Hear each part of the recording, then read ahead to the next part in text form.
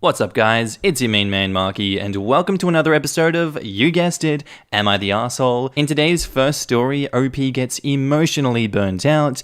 The husband just sucks all round, but hey, maybe you have a different take on this one. If you love it, sit back, relax, and enjoy. Let's go. Am I the arsehole for refusing to comfort my daughter after telling my husband I was emotionally burnt out? For some background, I, 26 female, and my husband, 27 male, have been married 6 years and have a toddler. Since we had her in December 2019, I have more or less been the sole caretaker, a stay-at-home mum, while he works. After discussing this with him, we can no longer afford to have this set up, so I'm going back to work. Granted, it's a work-from-home position. I made it clear to him that he will have to start helping me, be it around the house with chores or even cooking dinner sometimes, which I've been doing all of this alone for almost 2 years, since it is a full-time job and I will still be somewhat watching our daughter.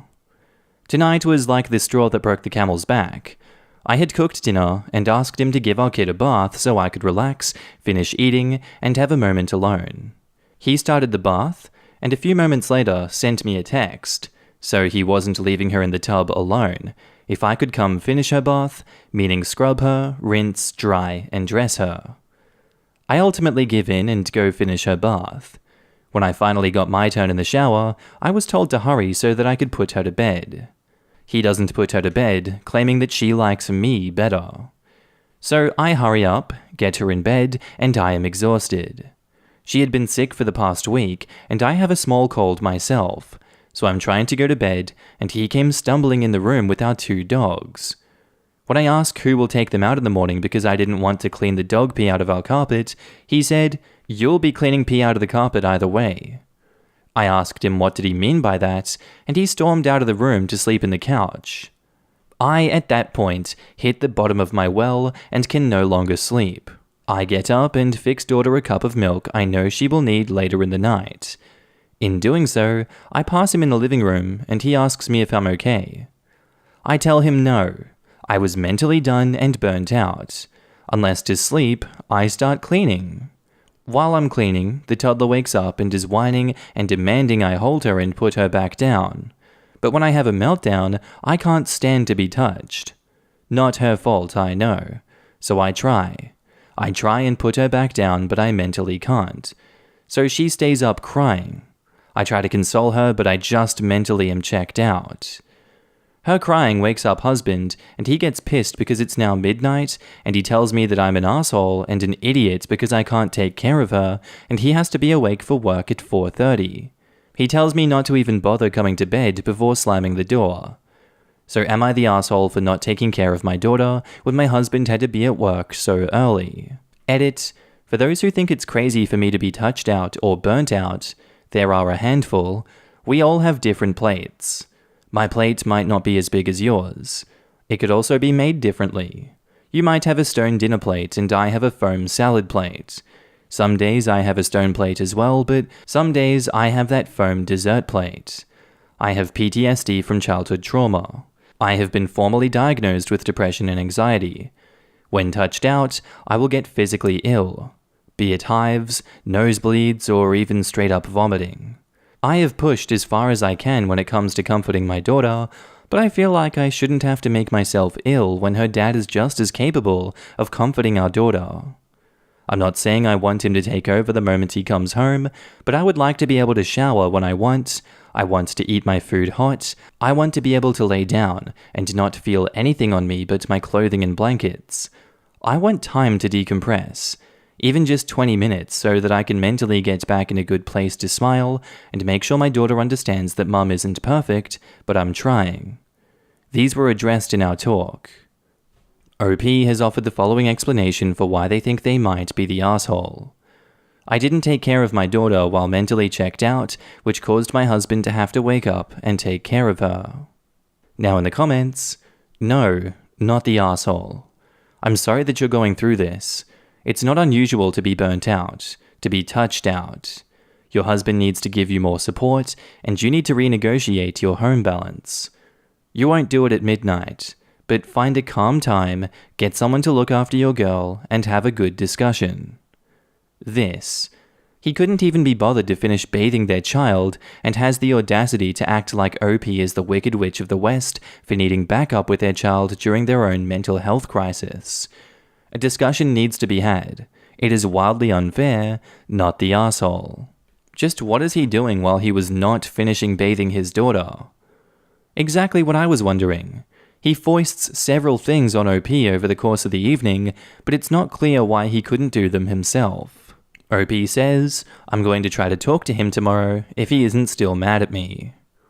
He has zero right to be mad at you. You were very clear on what the expectations would be, and he can't even finish a single task or cuddle his own kid. If he's still mad tomorrow, you should probably start getting comfortable with knowing that he doesn't care about how you or the kid feel, just about himself. OP replies, I've pretty much made up my mind. If that's his choice, my choice will be to save money, and when he is deployed, take my daughter and anything I can fit in a car, as the car is in my name, and we will leave. I want her to have a childhood she doesn't have to recover from as an adult. I want her to enjoy being a kid and know that she is loved more than anything, and I will do anything I need in order for us to be okay. Not the arsehole. Your husband is a total dick for not understanding that you are burnt out, although you told him so. With saying things like that, he invalidates your hard work at home, and on top of that, you caught a cold. Either discuss with him about splitting the chores, since it's also his child, or maybe start thinking the relationship over, although I don't think you're at that point of disagreement yet. Anyways, his behavior shows some serious dark orange flag warnings, or even red. I wish you all well, and good recovery from your colds.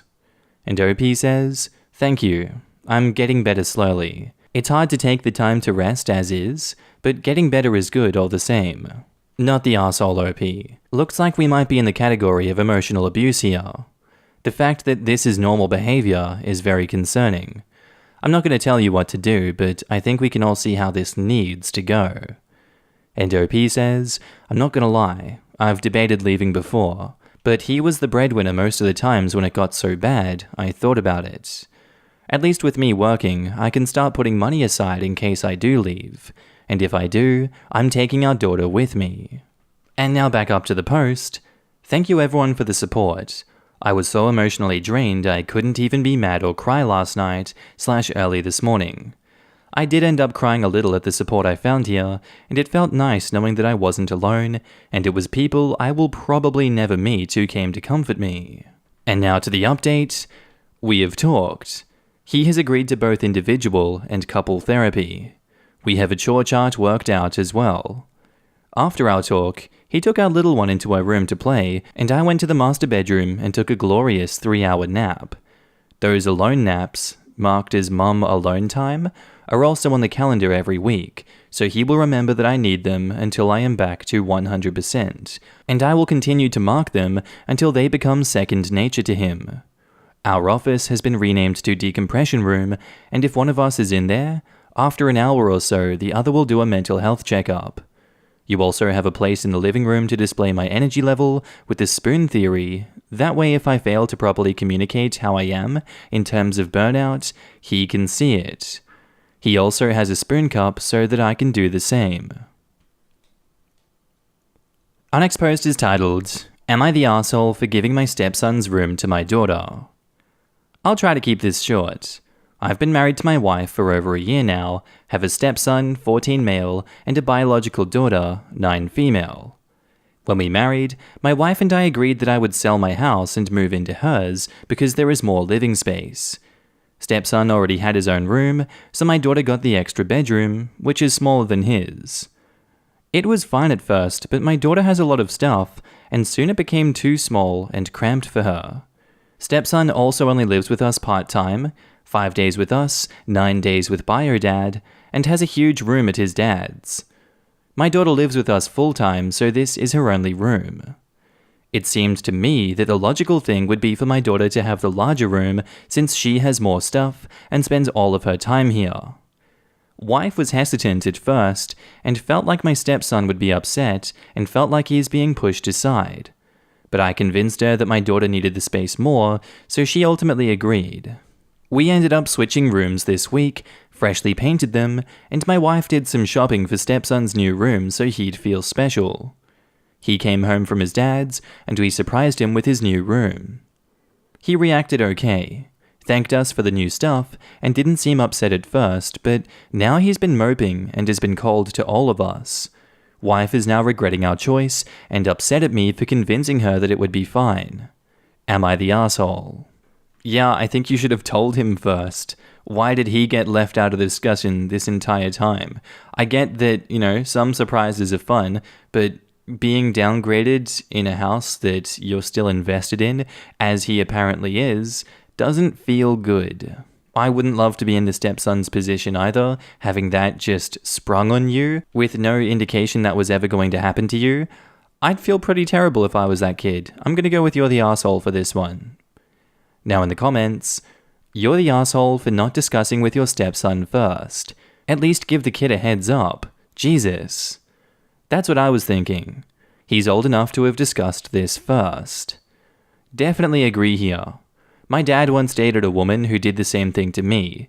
My dad had a 4-bedroom house, I was in the second biggest room. Considering when I was at his mum's, which was most of the time, I was sharing my room with a baby, I was 10 at the time, and the room at mum's was small. When I would go to dad's, I loved that I had a big room. My brother also had a room at dad's. They were our childhood bedrooms. They were the ones mum decorated and set up for us. All of our stuff was in them, and they were decorated the way we wanted. I know at the time I only spent every second weekend, and at least 2 weeks every holidays with him, but only because he lived 2 hours away. Imagine my surprise when I went there one weekend, and went to my room to find it wasn't my room.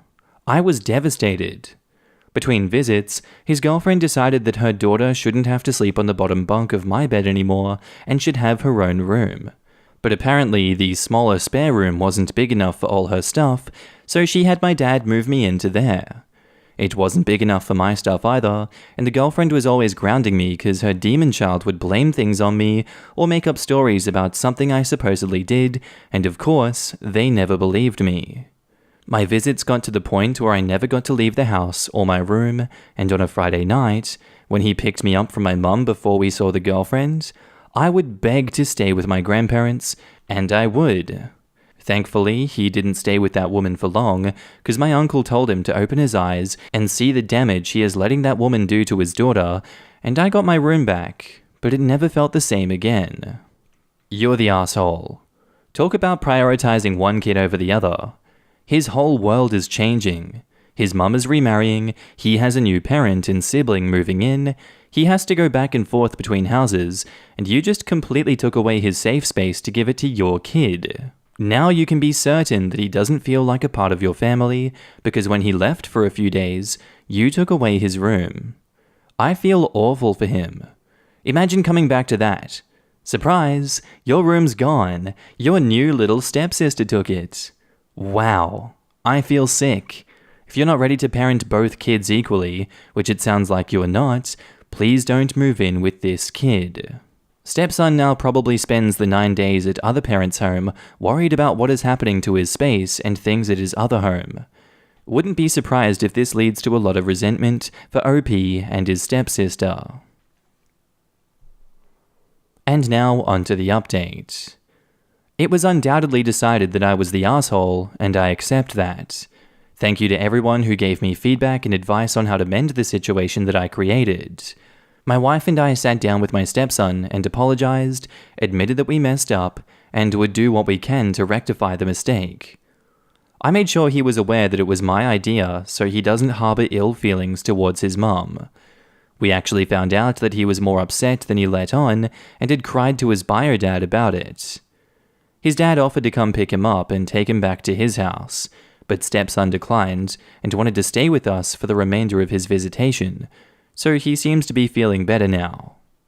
We are giving him his room back, and my wife and I are moving into the smaller bedroom so kids are both happy. He'll be involved in the entire process and is going to be in charge of redecorating according to his liking. They're already shopping around online, and he seems excited. He's staying with us for a few extra days so we can repaint and make the room switch ASAP. My daughter understands and is perfectly fine with the switch as well. Obviously, there will be no more surprises in the future. We'll be discussing every decision with him from now on, and I'll be stepping back to let my wife make the decisions regarding her son. To clarify a few things, 1. The reason my daughter needed more space is because she has more toys and larger items, play kitchen, doll houses, etc., and not enough floor space to play. Stepson obviously doesn't play with toys. She also has a larger wardrobe since she's here full time. To be fair, my daughter never asked for the rooms to be switched, so she's innocent in this. 2. My intentions weren't to hurt my stepson. I was going off of logic, but realized that I was careless and inconsiderate and have apologized for that. Hindsight is 20/20, and I know now that I was an arse. I do care about him and wouldn't purposely hurt him though. And 3, I was not trying to drive a wedge between my wife and her son for those that made those accusations. I was wrong for convincing my wife to go along with this, and I acted carelessly. But there was no underlying malicious intent, and I have no reason to sabotage their relationship. Thanks again to everyone who gave advice and helped me see things from another point of view. I'll do better in the future. And now in the comments, I just wanted to say well done on resolving this. A sincere apology followed by actions that back up that apology can mean the world to a kid who has been hurt, which you seem to be doing really well. You are setting a good example for both your kids about how to act when you've done something wrong and hurt someone that you care about, which is a priceless lesson in my opinion. I agree. I know a lot of comments are calling the 9-year-old spoiled because they've given up the master bedroom to her, but to me it seems like a good compromise. If they're only using the bedroom to sleep and have no issues with taking the smaller room while keeping all her stuff away from common areas, it seems to work out for everyone. Both kids have their own private spaces, and son knows if he's unhappy with something, he can talk to them. Also, we have no idea how small the small room is. Some bedrooms are really, really small, so OP may be perfectly reasonable in explaining that her stuff simply does not fit into the room without a strain. So OP effed up giving stepson the short stick, but that doesn't mean the 9-year-old is a spoiled brat either. Good for you for realizing this, OP. A lot of times people do things logically and not realize they are being total assholes. Glad to see you have the ability to realize this and correct it, though next time you need to talk to all parties involved before making a decision. Either be at the car or something like that. Suggestion for OP for both your kids. Look into some shelving and storage solutions for both kids. This will free up more space, especially if you store upwards or vertical. Think IKEA. Your daughter being 9 may soon outgrow the dollhouse phase as she enters her early tweens, so have a talk with both kids about doing some fall cleaning. Set aside toys that she does not play with anymore that she is okay to go to, say, the garage. Any clothes that she has outgrown, that she is fine to go to donation or goodwill, and also chip into this arrangement and look into doing some decluttering yourself so the kids don't feel left out. Involve them in the design process. This is a good growing up teaching moment for both kids as they choose and design how they want to organize their material possessions. Having a cleaner and decluttered space is like a reset button for the mind and may have a positive effect on everyone involved. And OP replies, "These are some good suggestions. Thank you." Alright, I think that's where I'm going to leave the episode, guys. I hope you enjoyed it today. If you liked the video, leave a like. If you dislike, leave a dislike. YouTube is apparently just censoring the dislike button these days, so even if you want to see how many dislikes, apparently we won't be able to see them anymore. That's very interesting. Anyway, without further ado, I hope you guys have a good one, and I'll see you later. Bye.